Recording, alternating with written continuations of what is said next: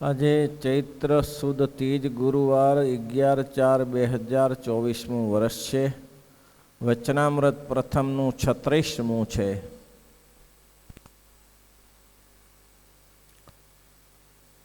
ધોળો હાથમાં ભગવાન શ્રી સફેદ દડો પુષ્પનો ફેરવતા હતા.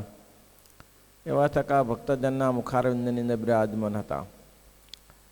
શ્રીજી મહારાજ બોલ્યા, જે આ સંસાર છોડ્યો, ત્યાગીનો ભેખ લીધો, તેને પરમેશ્વરને જે અસાત પદાર્થમાં પ્રીતિ રહે છે તેને કેવો જાણવો.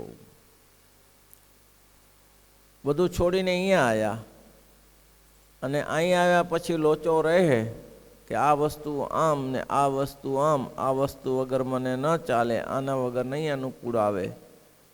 એ મહારાજ કે એને કેવો જાણવો? તો કે મોટા સાહુકાર માણસ જેમ કોઈ ભિખારીને કંગાલ જાણે છે તેમ મોટા સત્પુરુષો અને કંગાલ જાણે છે. કારણ કે એને પુરુષોત્તમ નારાયણનો મહિમા જ સમજ્યો નથી.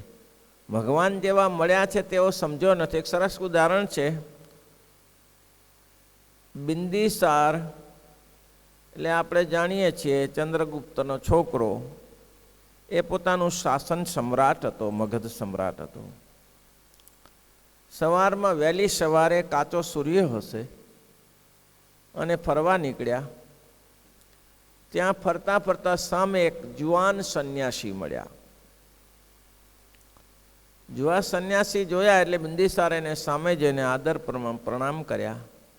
પહેલાં એ આશીર્વાદ આપ્યા અને પહેલે કહ્યું સાધુ પુરુષોએ કે માણસ માત્રએ પોતાના વહીવટમાં ધ્યાન ઓછું રાખી અને પ્રભુ પદમાં ધ્યાન રાખવું જોઈએ. કોઈએ પ્રણામ કર્યા તો આશીર્વાદ આપ્યા, બે શબ્દ સારા કહે, સાધુનો ગુણધર્મ છે. સાધુઓ કોઈને બે શબ્દ સરસ સંભળાવે તો પેલાનું જીવન સફળ થાય. એટલે એને બે શબ્દ સરસ સમજાયા. બિંદિસારે કહ્યું કે મહાત્માજી, તમારો પહેરવેશ જોતા, તમારી આકૃતિ જોતા મને એમ નથી લાગતું કે તમે કોઈ કંગાલ હોય, એમ નથી લાગતું. તો પછી ભિક્ષુક હોય તેને તો આ ઉંમરે ભેખ લેવો પડે. તમારે શી જરૂર હતી? તમે આ નાની ઉંમરમાં, હજી તમને સમય છે પ્રભુ ભજવાનો. હજી ઉંમર તમારે 16, 17, 18 વર્ષની ઉંમર થઈ છે. તો આટલી નાની ઉંમરમાં તમારે સંન્યાસ લેવાની શી જરૂર હતી? ત્યારે એને કહ્યું કે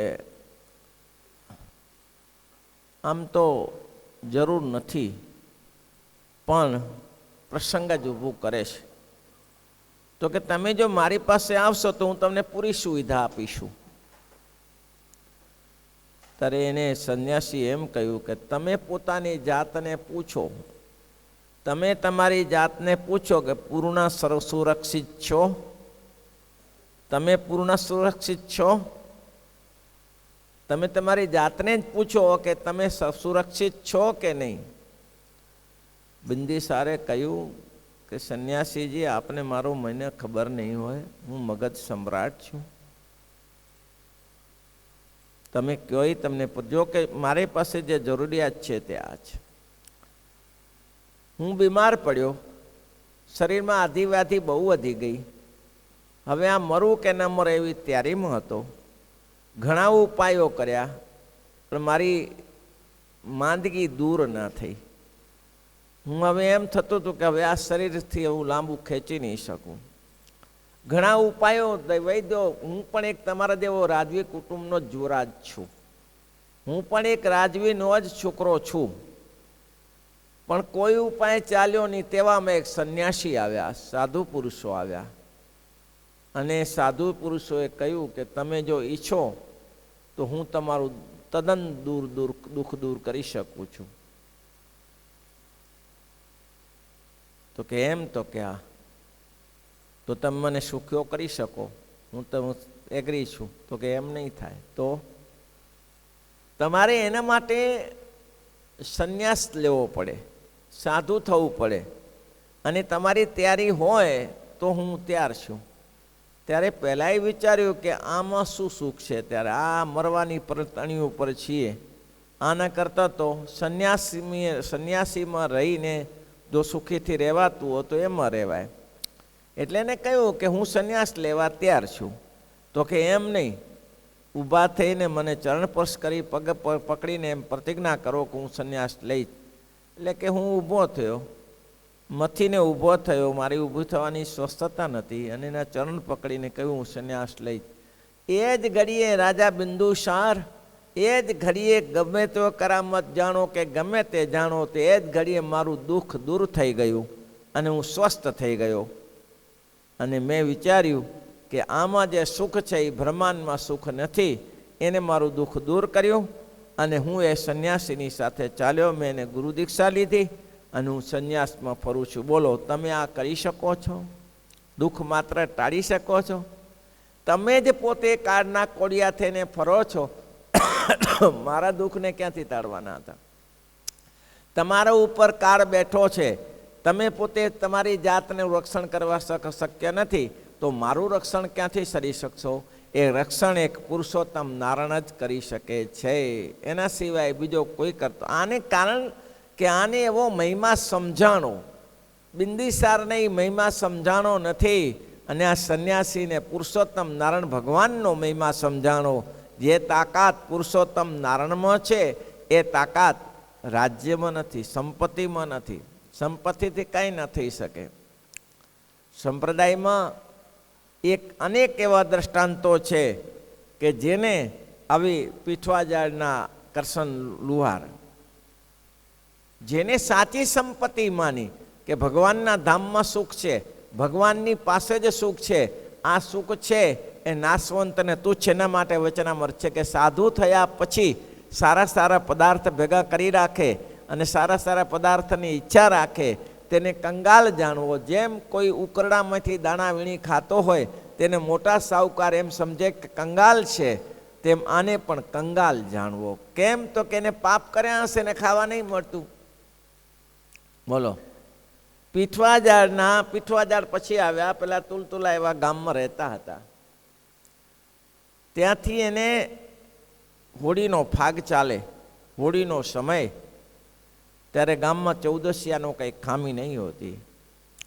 ત્યારે તેના ગામધણી દરબારને ગામના ચૌદસિયાએ સમજાવ્યા કે બાપુ, તમે ગામના રાજા છો? તો કે હા.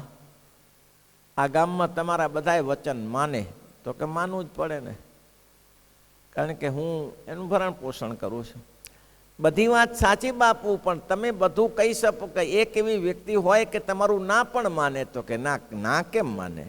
કંઈ એમ કરવું જ પડે. તો કે આ કરશન લુહાર હા, તે જુઓ અત્યારે હોળીનો સમય ચાલે છે, અત્યારે કોઈ ફાગ બોલે, ફાગ એટલે ગાળો દેવી, જગતમાં ફાગ બોલો એટલે ગાળો દેવી.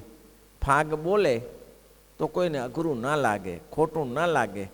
પણ બાપુ, હું તમને સ્પષ્ટ શબ્દમાં કહું છું કે નહીં બોલે. ના કેમ બોલે? બોલાવો એને. કરશન લુહારને બોલાયા. કરશન, આ વાત ઇતિહાસમાં આપણે સંપ્રદાયમાં જાણીતી વાતો છે બધી.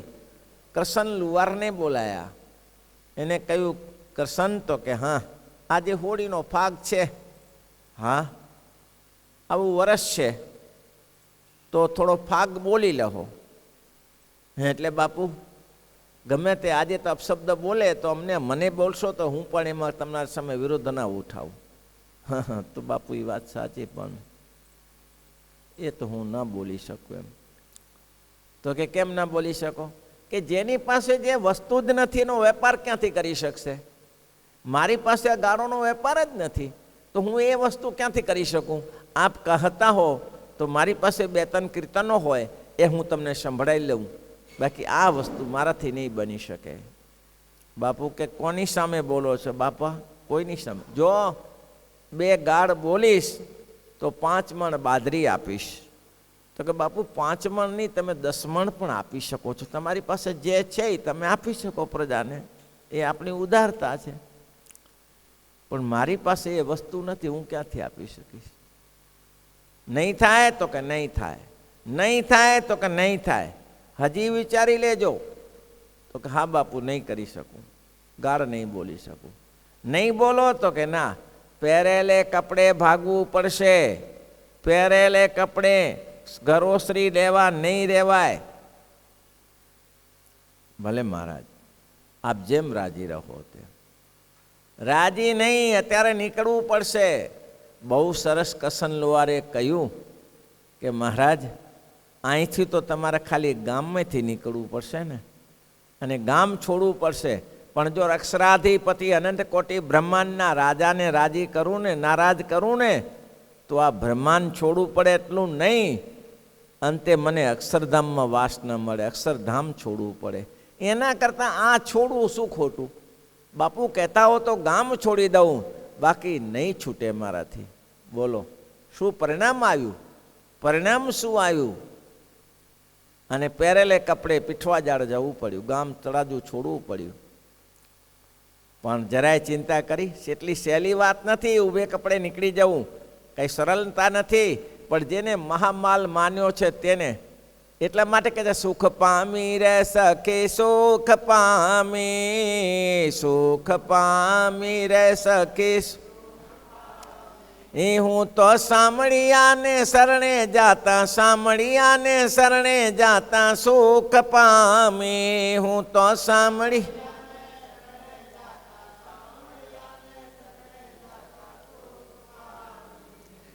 સુખ પામી. શરણાગતને પાળે વાલો બહુ નામી, શરણાગતને પાળે વાલો. મારે હરિનો ઉપર હાથ, મારે હરિનો ઉપર હાથ, કસી ના રહી ખામી. મારે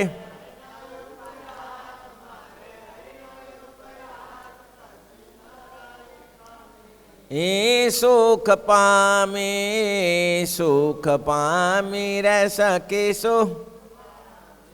મહારાજ એની સાથે છે ભાઈ, જેની આવી નિષ્ઠા છે ને એની સાથે ભગવાન સાથે છે. કોઈ દિવસ પાછો ન પડે માણસ. જેની આવી દ્રઢતા હોય તે દ્રઢતા રાખે રે તેની મદદ કરે મોરારી. જેની આવી દ્રઢતા રાખે તેની. તપને તીરથ મેં તો કઈ નવ કીધું, તપને તીરથ. મારા ઘેર બેઠા શ્યામ થકી, ઘેર બેઠા શ્યામ થકી કારજ સીધો. મારા ઘેર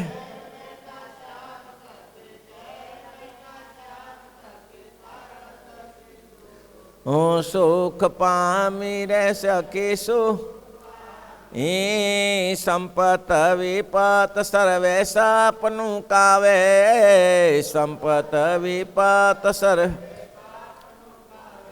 હરિના ચરણની સેવા, હરિના ચરણની સેવા પૂર્ણ ભાગ્ય પ્રમાણું. હરિના ચરણ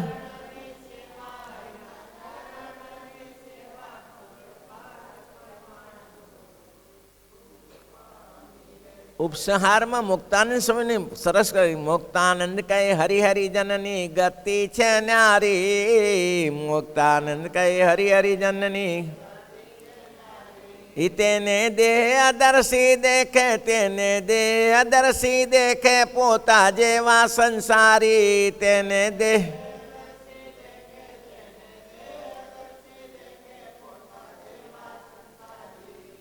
સુખ પામી રે સખી, સુખ પામી. કેવું સુખ છે! મુક્તાનંદ કે હરિહરિજનની ગતિ ન્યારી છે, એને સંસારી લોકો શું સમજી શકે? મુક્તાનંદ કે હરિહરિજનની ગતિ છે ન્યારી, તેને દેહદર્શી દેખે.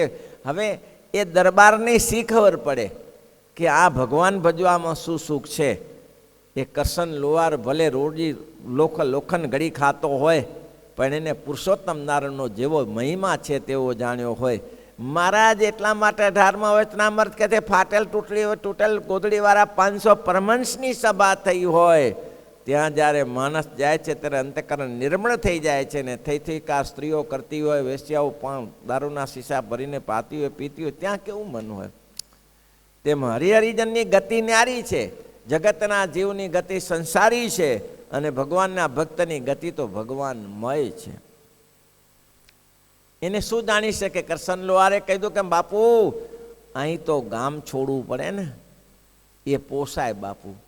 ગામ છોડવું પડે પોસાય, અક્ષરધામ છોડવું પડે એ પોસાય નહીં. જેના માટે પ્રયત્ન કરીએ છીએ શેના માટે? અક્ષરધામમાં જવા માટે પ્રયત્ન કરીએ છીએ. અને આવા તો બાપુ અનેક જન્મ લઈને આવ્યા. પહેલાં કે મારે ઉપદેશ સાંભળવો નથી, તું રવાનો થઈ જા. આ બાપુ હાલ્યા, ઘર કુટુંબ બધું ત્યાં. એટલું સસ્તું છે, એટલું સહેલું છે કે ભાગી જાઉં ત્યાંથી? કંઈ સસ્તું છે? પણ એક જેને નિષ્ઠા હોય તે શું ના કરી શકે? આવા ઘણા સંપ્રદાયના જીવા જોશી જેતપુરના ખાલી ડુંગળી લસણ માટે ત્યાં ઉનળવાળાને ત્યાં પ્રોગ્રામ ચાલે, ત્યાં હજારો બ્રાહ્મણોની પંક્તિ પડવાની. અને આવા મેં કીધું ને કે ગામ હોય તો ચૌદોશિયા હોય ને હોય. આવી 14 ભેગી થઈ જ હોય. જગતમાં એમ કહેવાય જ્યાં ગામ હોય તો ઉકરડા હોય, અને ગામ હોય તો આવા 5, 10, 14 બેઠા જો ઓટલા ઉપર.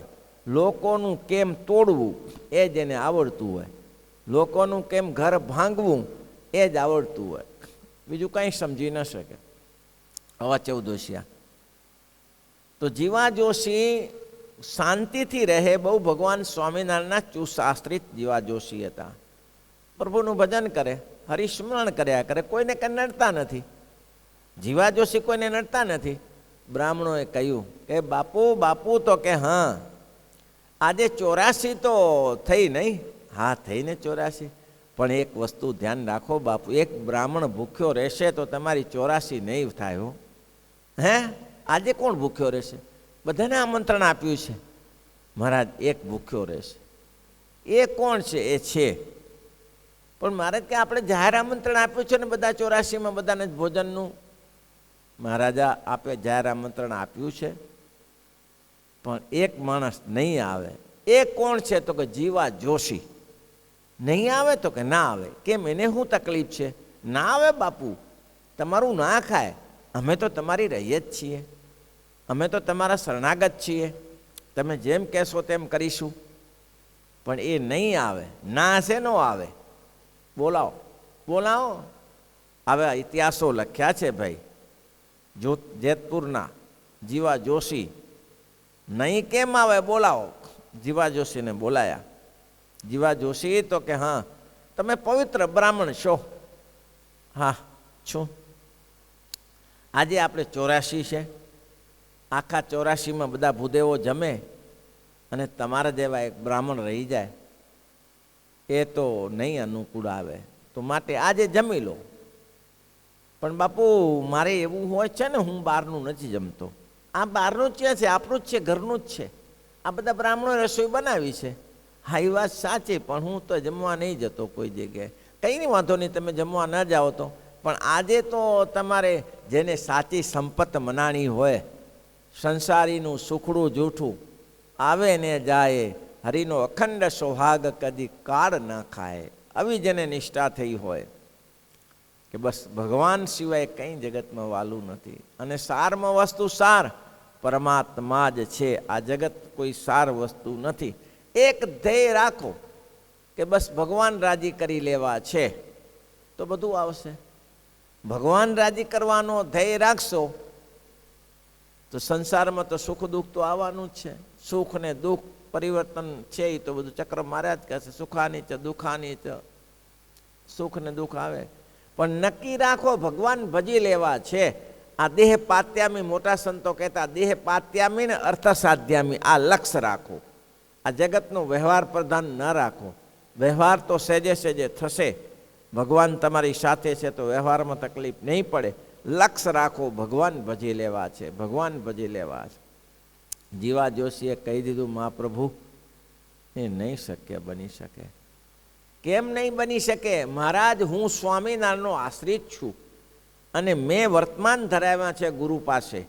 અને મારા ગુરુએ કાલ માયા પાપ કર્મ જમદૂતો ભયામ્યમ શ્રી કૃષ્ણ દેવ શરણમ પ્રપનોસ્મિ સ પાતુમમ કરીને મને વર્તમાન ધરાવ્યા છે. આપણે અહીંયા કને માંસ મંદિરા જેવું ન હોય, પણ ડુંગળી લસણ જેવું હોય. અને સ્વામિનારાયણ ભગવાને અમને સૂચના આપી છે. શું આપી છે? પલન્નુ લસુનાતૈવ સ્નાનમ ચર્મવારી નાપેયમ જાત્યા વિપ્રેન કે નથી પલાંડુ લસુનાદ્યન તદ્યમ મદાશ્રિત. અમારા આશ્રિતે ચામડાનું પાણી ના પીવું અને લસણની ડુંગળી ઇત્યાદિ લેવું નહીં. આ મારા બ્રાહ્મણના ધર્મમાં છે, એટલે હું આ નહીં કરી શકું. ઓહો હો હો હો, મોટો ધર્મવાળો એ ધર્મ સંભળાવવાનો અહીંયા સમય નથી અત્યારે. કોની સામે બોલો છો? બાપુ આપની સામે. તો સમજી લો આનું પરિણામ શું આવશે જાણો છો?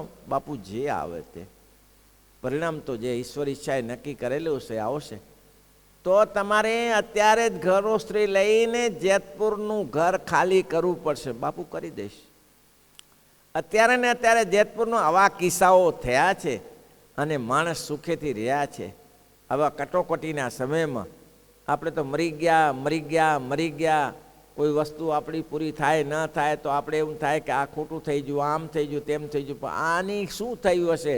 ઘરોસળી છોડીને બળદગાડું ભાડે કરીને નીકળી ગયા. સ્વામિનારાયણ ભગવાન જુનાગઢ હતા અને જુનાગઢ મહારાજ કે કરવું સદા તેન કી રખવારી, કરવું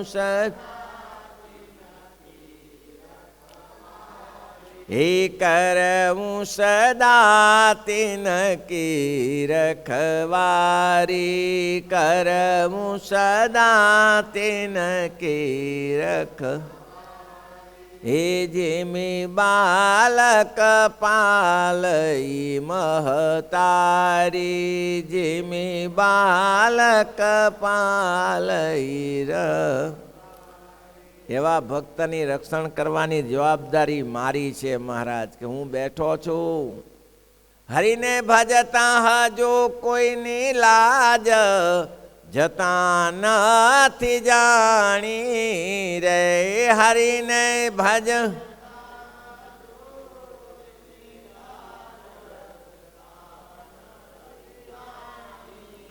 રે, જેની સુરતા સાંભળ્યા નિશાત વધે વેદવાણી રે, જેની સુરતા સાંભળ્યા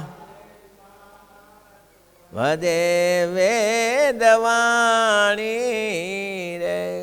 ભગવાનનું ભજન કરનારો કોણ પાછો ઉભર્યો છે? ભાઈ એક અનુસંધાન રાખવાનું.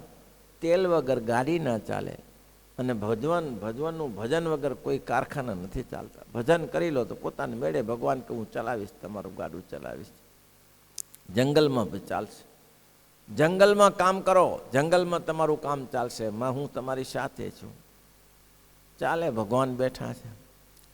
તો કે છે જીવા જોશી શ્રીજી મહારાજ પાસે ગયા જુનાગઢ, ગાડું બળદ જોડીને ઘરોસ્ત્રી લઈને. મહારાજ કેલા એ જીવા જોશી? તો કે હા મહારાજ. આ હું કર્યું? બસ આપની સેવામાં. તો અહીંયા ક્યાં રહેશો? આપ જ્યાં કહો ત્યાં, આપ જ્યાં રાજી રહ્યો ત્યાં લ્યો. મહારાજ કે અમે તમારા ઘરોસ્ત્રીને ક્યાં રાખીએ? તમને અહીંયા ક્યાં સંઘરી રાખીએ? મહારાજ આપ દયાળુ છો, બ્રાહ્મણ છીએ, માગી ખાશું. પણ થયું શું? આખો ઇતિહાસ મહારાજે બતાવ્યો. મહારાજને કે આવું થયું મહારાજ. 84માં જમવા ના ગયા. હા. મહારાજ કે આની નિષ્ઠાને ધન્યવાદ છે. પણ તમે શું એક દિવસ ખાઈ લીધું હોત તો શું ફેર પડ્યો હોત? અરે મહારાજ એ તો કેવી રીતે થઈ શકે? પણ મહારાજ કે તો ચલાવી લેવું પડે. પછી મહારાજ ચલાવી લેવું તો તમે ના ચલાવી લો. એ અમે ચલાવી લી. તમને અમને આજ્ઞા કરી છે ચર્મવારી ન પે એમ જાત્યા વિપરે ન કેને પલાનું લસુના તેને તેના ભક્ષમ ન સરથા. આવી આજ્ઞા તમારી છે. એની આજ્ઞાનું શું થાય? મહારાજ કે શાબાશ જીવા જોશી, શાબાશ. તમારી ટેકને ધન્યવાદ, તમારી નિષ્ઠાને કોટાન કોટી ધન્યવાદ. ક્યાં ગયા પીઠવાડીના હરિભક્તો? જી મહારાજ, તમે કહેતા હતા ને કે એવો બ્રાહ્મણ જોઈએ, કર્મકાંડ કરે, પૂજા વિધિ કરાવે એવો બ્રાહ્મણ. હા મહારાજ જોઈએ છીએ ને, તમને કહ્યું હતું ને. મહારાજ કે જો આવો પવિત્ર બ્રાહ્મણ નહીં મળે. આ જીવા જોશી પીઠવડીના આને લઈ જાઓ અને સાચવજો, રોટલા ખવડાવજો અને જીવા જોશીના ઘર આપજો રહેવા માટે. અરે મહારાજ રોટલાની ક્યાં વાત? પીઠવડીમાં શું ખામી છે? પીઠવડીમાં કોઈ ખામી નથી, લીલા લેર છે. દરરોજ લાડુનું ભોજન આપીએ મહારાજ. ઓહો જીવા જોશી તમારે તો થઈ ગયું. હે મહારાજ તમારે થઈ ગયું. લાડુની રસોઈ દરરોજ પાકું સીધું મળશે. જાઓ એની જોડે. જો કરવું સદા તીન કી રખવારી, જેમી બાલક રાખાઈ મહતારી, પણ મહારાજ કે કંગાલ વેળા કરતા એમ કે મહારાજે કહ્યું કે શ્રીજી મહારાજ બોલ્યા જે સંસાર મૂક્યો અને ત્યાગીનો ભેખ લીધો તેને આ ગ્રસ્તાશ્રમીની આવી ટેકને ધન્યવાદ આપીએ. આપણે તો ત્યાગી છીએ, આપણે તો સંસાર છોડી બેઠા છીએ. આપણે ઘરથી નીકળ્યા ત્યારે બહુ વિકાર બી નહીં કર્યો હોય કે આ કારખાના ઊભા કરીશું, આ કરીશું, તે કરીશું. એ તો મહારાજની ઈચ્છા હોય એટલે મહારાજ કારખાના ઊભા કરાવે છે. ખ્યાલ આવે કે સમાજનું કલ્યાણ કરવું હોય એટલે કારખાના કરાવે છે. બાકી આગળના વચનામૃતમાં આવી ગયું, નંબર ભૂલાઈ ગયો. મહારાજ કે એક પ્રવૃત્તિવાળો ભક્ત, નિવૃત્તિવાળો છે. નિવૃત્તિવાળો ભક્ત છે ને તે ભજન ભક્તિ કરે, નિવૃત્તિ પકડીને બેસી રહે છે, કોઈને કઠિન વચન કહેતો નથી. અને એક પ્રવૃત્તિવાળો ભક્તજન છે, આપણા માટે આશ્વાસન છે. અને એ પ્રવૃત્તિવાળો ભક્ત કોઈને કડક વચન કહે છે, પણ કોઈને અન્વસ્ત્ર પુષ્પાદિ કે કરીને સેવા કરે છે. આ બેમાંથી શ્રેષ્ઠ કોણ છે? મહારાજ કે મહારાજે આ પ્રશ્ન પોતે કહ્યો નહીં ને મુક્તાનંદ સ્વામીને બ્રહ્માનંદ સ્વામીને બોલાવીને કહ્યું કે મહારાજ કે આ પ્રશ્નનો ઉત્તર કરો. ત્યારે મને બંને જણાએ ઉત્તર કર્યો કે મહારાજ કોઈને વચને કરીને દુખવતો નથી, બેસી રહે છે. એના કરતાં કોઈને વચને કરીને દુખવે છે, પણ જે ભગવાન અને ભગવાનના ભક્તને અન્વસ્ત્ર અને પુષ્પચંદનાદિ કે સેવા કરે છે એ મહારાજ શ્રેષ્ઠ છે. મહારાજ કે ઓ તો મહારાજ કે દુર્બળ જેવો છે, અસમર્થ છે. અને પેલો તો સુખી કરે બીજાને, પોતે કરે છે બીજાનું કરે. મહારાજ કે ધન્યવાદ, ઉત્તર બહુ સરસ કર્યો. અરે મહારાજ કે એવો જે ભક્તજન છે એને જો વચનની કિંમત રાખશો તો પછી એવું થશે શું? એને એને એને પરમેશ્વર આ પૃથ્વી ઉપર જન્મ ધારણ કરશે અને પરમેશ્વર જો એને કંઈક કહેશો તો એને વિશેનો દોષ દેખાશે. પહેલાંને સામાન્ય વાતચીતમાં દોષ દેખાણો તો આને તો ગમે તેમાં દોષ, ભગવાનની વિશે ભગવાન જે મનુષ્ય જન્મ ધારણ કરે છે લોકોના કલ્યાણ માટે, એમાં પણ દોષ દેખાશે, દેખાય જ. એટલે મહારાજ કંઈ શ્રેષ્ઠ નથી, શ્રેષ્ઠ તો પહેલો જ છે. તો મહારાજે કીધું આ પ્રવૃત્તિ કરવી એ આપણું નિજી કર્મ છે. ગુણાતીતાનંદ સ્વામીએ શું કહ્યું કે મહારાજ કે આ ખેતીવાડી કરીએ છીએ તો બાજરી પાકે છે અને હજારો હરિભક્તો આવીને રોટલા જમે છે. ખેતી જ ના કરીએ તો ક્યાંથી બાજરી મળે? અને ત્યારે તો એવું તો ધર્માદાય એટલા બધા નહોતા મળી શકતા કે પુષ્કળ ત્યારે જુનાગઢમાં થઈ રહે એવું નહોતું. એટલે જાતે ખેતી કરીએ, બાજરી પકાવીએ, ઘઉં પકાવીએ તો રોટલા મળી રહે. આ કરવાનું. અને જુઓ અમે સ્વામિનારાયણના છીએ, અમે સ્વામિનારાયણના છીએ અને સ્વામિનારાયણના અમે દાસ થઈને સ્વામિનારાયણના સેવક થઈને સ્વામિનારાયણ ભગવાનનું કામ ના કરીએ તો અમે નિમક હલાલ કહેવાઈએ, સ્વામિનારાયણનો રોટલો ખાઈને પડ્યા રહીએ. એટલા માટે સંતો આ સામાજિક કામ કરવાનું, ભગવાનના ભક્તને સુખી કરવાના. બાકી આ વચનામૃત મહારાજે અંત્યનું 17મું વચનામૃત, અને આ વચનામૃતને દરરોજ વાંચવાનું કહ્યું છે. દરરોજ મનન કરવું કે આપણે શેના માટે આવ્યા છીએ, આપણું શું કરવાનું છે, આપણે કેટલું લેવાનું છે.